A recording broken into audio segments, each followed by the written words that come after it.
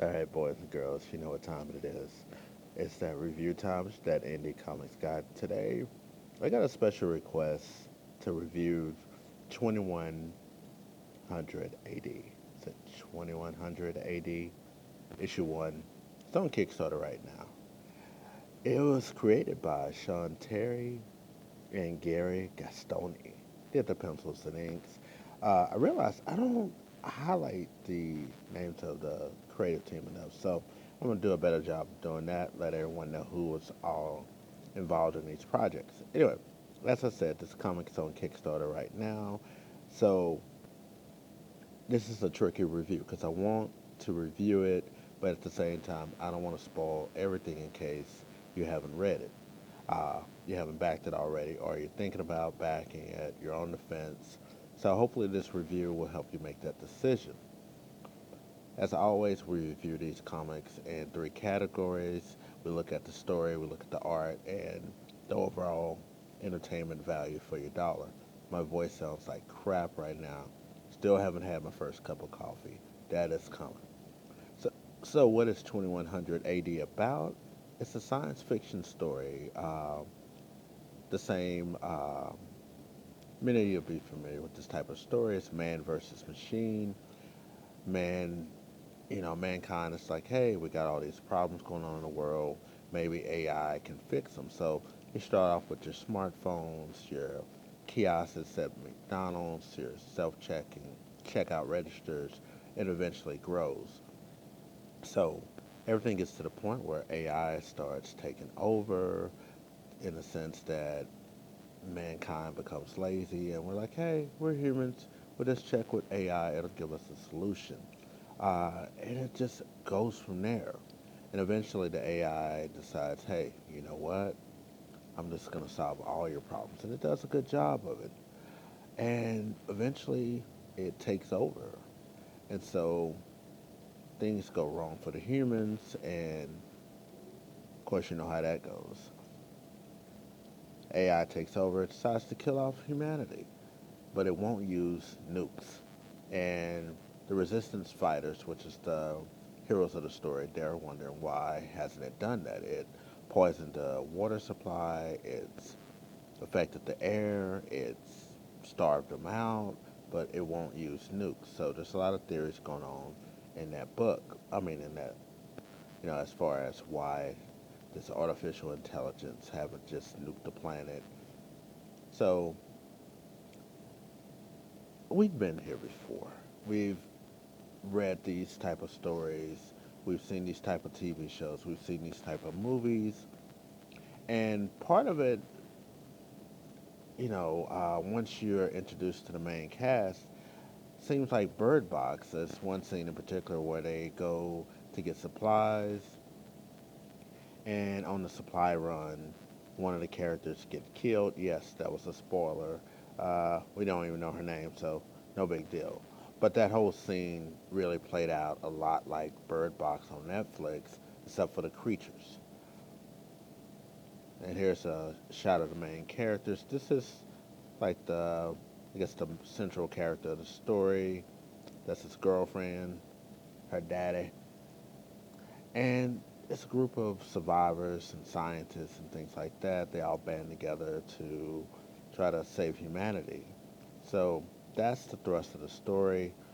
Now, let's take a critical look at the story. The story is over 40 pages, but it's not until page, what is this? Around page 22, 23, that's when you get your first dialogue from these characters. So the first 20 something pages is just telling the story of how humanity got to this point that the AI took over. Honestly, that could have been done in 3 pages, that could have been done in 5 pages. I feel that it was a waste of 20 pages just to set up the story of, hey, we developed this technology. AI eventually grew and it grew and it grew. It grew to the point where it doomed us all. I feel that that was a waste of at least 15 of those 20 pages. It could have been done in a shorter time. That way you could have focused more on the characters so we could actually get to know them and actually care about the characters before you get to page 23.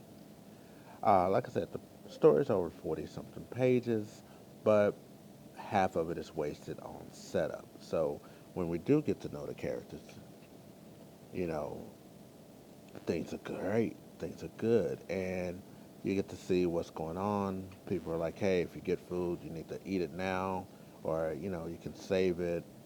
There's some other issues going on in the background, but like domestic violence, but they're like, hey, one fight at a time. So you kind of look at it, it's like, what's more important here? Us surviving or us dealing with that interpersonal relationship? So some gray areas there that they must deal with. So again, that's the main character. He's the only one that seems to have a love life in here that we know of. So it's a survival story, not unlike The Walking Dead. But in this story, you're dealing with some super AI that has drones. It has access to your cars, your smartphones, everything. And they're thinking about like, hey, maybe the only place we can survive is a third world country. Irony 101.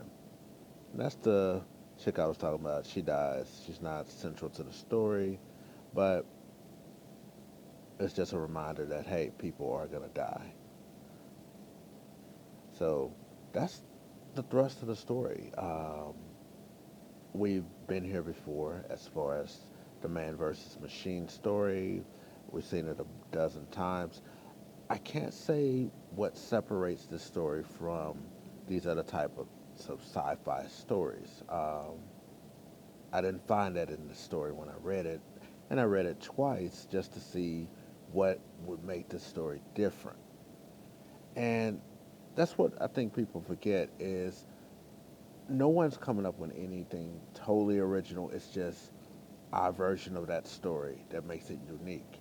What will make a story about an AI system taking over the world different from the other stories that we read that are similar to that?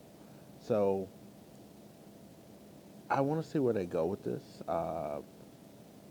At the end of the issue, there is a plan in place to try to stop the AI, and then they have a plan B, which they don't want to do, but it may be their last option. So we'll see where they go with this story.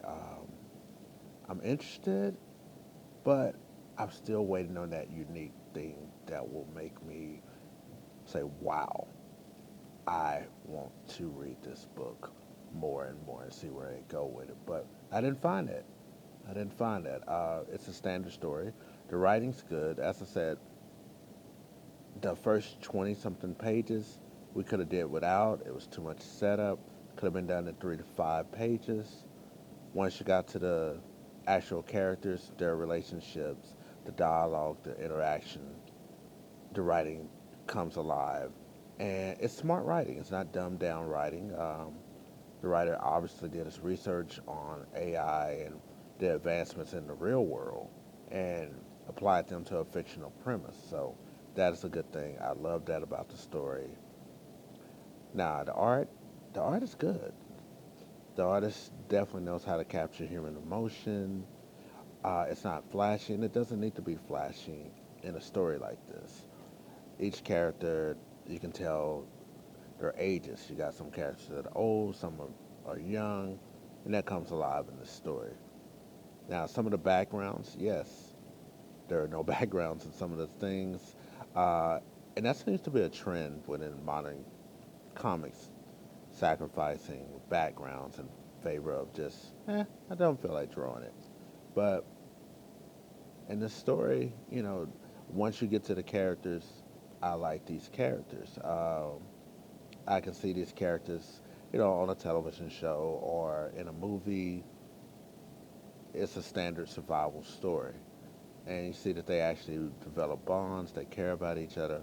I just wish we would have got more of that in the first 20 something pages. So overall, the art, I'm happy with. Story, I'm happy with. I'm still waiting on that unique thing about it. I didn't get it in this issue. Maybe the next issue, it'll be a twist. I don't know yet, but we'll see.